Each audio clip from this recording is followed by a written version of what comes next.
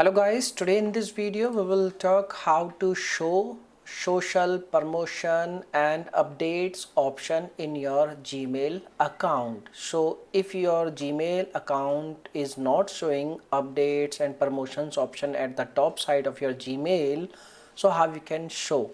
So first of all, you need to log in into your account which you want to set, which you want to enable these options, and once you logged in into your Gmail, you need to tap on this setting gear icon, and once you tap on setting gear icon you need to select all settings, and over here you will see there are lots of options. You need to select inbox at the top side of the setting inbox. There are options like updates, forum, social and promotions. You can select all the options, and by enabling these all options, and in the very bottom side you can select save changes, and once you select save changes and once you redirect on the home screen of your Gmail, you will see there are all the options available: forum, updates, social, promotions.